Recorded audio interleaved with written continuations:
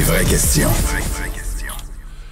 Très, très difficile selon ce qu'on peut voir, là, ce qui se vit au centre jeunesse de Joliette. On parle d'employés au pluriel, de plusieurs employés qui auraient été agressés par des jeunes. On n'a pas tous les détails. On nous parle de jeunes instables, de jeunes, par exemple, qui reviennent de fugue et qui sont particulièrement violents. Steve Garceau, représentant national de la PTS de Lanaudière, est avec nous. Bonjour, M. Garceau. Bonjour, M. Dumont. C'est une situation que vous connaissez, je présume? C'est une situation que je connais très bien pour l'avoir suivie depuis plusieurs semaines, plusieurs mois. Là, les situations d'agression au centre jeunesse, c'est toujours des choses qui arrivent de façon, je vais dire, plus sporadique. Là, on est vraiment dans une escalade là, d'agression là, au centre jeunesse de Joliette. Mais qu'est-ce qui se passe à Joliette? Est-ce que c'est un groupuscule, un petit groupe de jeunes particulièrement problématiques qui sont là? Oui, effectivement, là, il y a plusieurs unités là, où est-ce qu'il y a une escalade de violence, mais particulièrement dans une qui s'appelle l'unité le Méandre, là, au centre jeunesse de Joliette. Et cette unité-là, en fait, là, c'est des jeunes adolescents. Puis quand il y a des escalades de violence qui arrivent, c'est que l'employeur, il va déplacer les jeunes d'une unité à l'autre. Donc, ça règle pas la situation problématique avec le jeune garçon ou les jeunes garçons dans ce cas-ci. Donc, on observe des escalades de violence partout dans les autres unités. Donc, effectivement, on règle pas le problème de cette façon-là. Je voyais une des personnes agressées qui était une jeune femme de 19 ans. Ça m'a... On est majeur à 19 ans, on peut certainement travailler, mais ça m'a quand même un petit peu surpris. Donc, elle a 19 ans, donc forcément, elle n'a pas une longue formation. On a du personnel aussi jeune que ça qui travaille dans un domaine difficile semblable?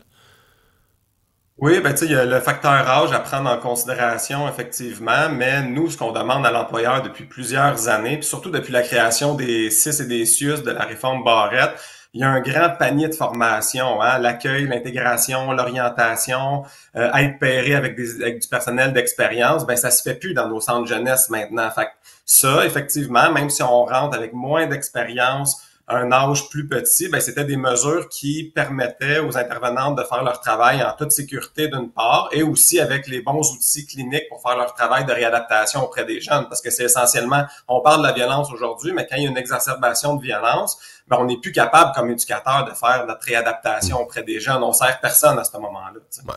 Parce que là, je comprends que la CNESST s'en mêle parce que là, il y a du personnel, on parle de violence, puis il y a du personnel qui a été sérieusement blessé, là.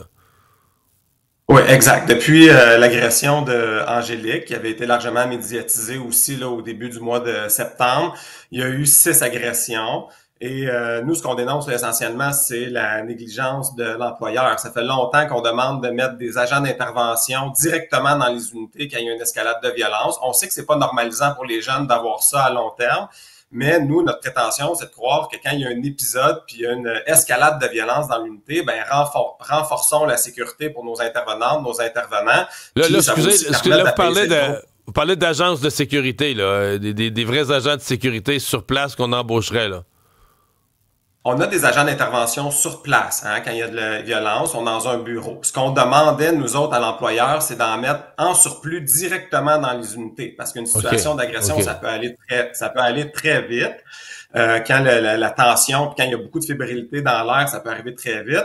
Puis ça, c'était aussi temporairement en attendant que l'employeur renforce son système de sécurité. Parce qu'à Joliette, contrairement à d'autres centres jeunesse, il fonctionne avec un walkie-talkie. Alors que dans la plupart des centres jeunesse, ils travaillent avec des boutons d'urgence. Donc, tu as juste à peser sur le bouton et les agents d'intervention, là, il y a une sonnette qui sonne dans le bureau des agents d'intervention et ils arrivent là en support de façon immédiate. Le walkie-talkie, c'est une question de secondes supplémentaires avant de demander de l'aide, mais ces secondes-là, des fois, ils peuvent être fort importantes dans ce contexte-là. On fait quoi en centre jeunesse? Dans le milieu carcéral, on n'utilise même plus le trou. Là, autrefois, on disait, la cellule d'isolement. Là, on dit, la Charte des droits, on peut même plus faire ça. On fait en centre jeunesse, les jeunes... C'est une prison sans être une prison. Là, pour les jeunes contrevenants, oui, c'est une forme d'emprisonnement, mais on veut pas. C'est un centre jeunesse, c'est pas une prison. Mais le jeune qui a déjà commis des délits, qui est peut-être criminalisé dans des petits groupes criminels et qui, en plus, là, attaque le personnel, on fait quoi pour durcir le ton avec lui, pour le punir, pour le ramener dans le droit chemin s'il est rendu qui attaque le personnel? Il y a une distinction importante, comme vous l'avez dit, entre ce qu'on appelle les jeunes contrevenants, qui effectivement, à l'intérieur de nos centres de jeunesse, il y a des jeunes qui sont criminalisés, qui les juges les ont enfermés, sont vraiment en garde fermée, qu'on appelle. Mais le reste des jeunes, c'est des jeunes qui sont placés en vertu de la loi sur la protection de la jeunesse, qui ont vécu énormément de maltraitance, de trauma à l'intérieur, mais ils ont aussi développé parallèlement à ça des troubles de comportement, dont la violence. Hein, je le dis souvent. Ils ont une OK, excusez-moi, donc les jeunes, c'est important parce que je suis peut-être pas correct. Donc, les jeunes qui sont violents, c'est pas forcément des jeunes contrevenants qu'un juge.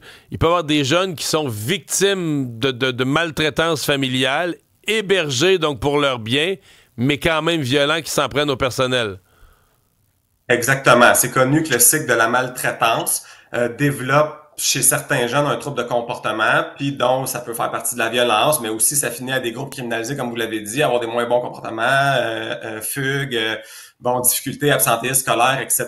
T'sais, donc c'est pour ça, hein, on héberge les jeunes pour les protéger contre eux-mêmes, mais aussi protéger la société. Donc, dans le cas qu'on se parle précisément, c'est des jeunes qui sont hébergés en vertu de la loi sur la protection de la jeunesse. Donc, ces jeunes-là, il faut trouver une façon de les accompagner pour éliminer la violence, pour les réadapter avec des méthodes d'éducation aussi, puis de réadaptation. On a plein d'ateliers, on a plein d'activités de réadaptation. Mais il y a effectivement aussi un volet protection, sécurité. Puis ça, il y en a pas mille une façon non plus. C'est pas de les enfermer davantage, c'est pas de les embarrer dans leur chambre. Je pense que c'est d'avoir assez de personnel sur le plancher. Puis quand justement il y a des situations problématiques qui ont lieu sur le plancher, c'est d'augmenter le personnel. Je le dis souvent, hein, l'outil de travail en centre de réadaptation, c'est des humains, puis il n'y a pas mille et une façons.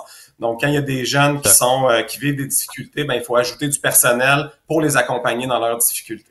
Et des réactions quant aux intervenants. Il y en a plusieurs qui nous écrivent au 187 Cube Radio en disant qu'eux-mêmes ont vécu des expériences très traumatisantes, qui se nomment pas, là, qui commentent de façon anonyme. Puis la question se pose aussi par rapport à Angélique, 19 ans, qui s'est retrouvée seule avec le contrevenant. Est-ce qu'il y a des choses qui sont mises en place pour ces intervenants-là? Parce que quand même, 19 ans, tu n'as pas beaucoup d'expérience, tu es mise en face à face avec des jeunes fugueurs.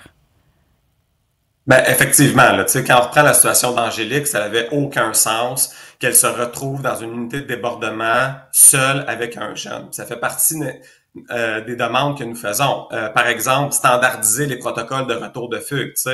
Quand est-ce qu'on utilise un détecteur de métal? Quand est-ce qu'on procède à une fouille quand les jeunes reviennent de fugue? Parce qu'on en a des jeunes qui rentrent de la consommation, on en a des jeunes qui rentrent des objets contondants. Donc, standardiser les protocoles, s'assurer qu'il n'y ait jamais, puis c'est exactement ce que l'inspecteur de la CNSST est venu dire, là, de s'assurer qu'il n'y ait jamais avec un jeune qui est en protocole de retour de fugue, qui soit tout seul avec les intervenants.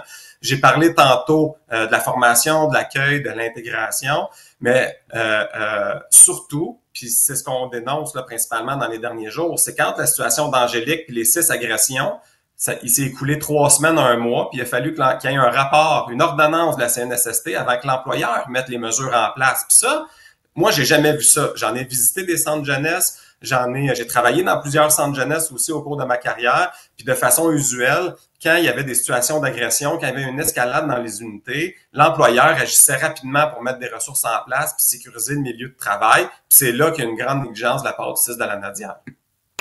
Eh bien, c'est certain que tout ça n'aide pas nécessairement le recrutement déjà difficile. Steve Garceau, merci beaucoup d'avoir été avec nous. Merci, M. Dumont.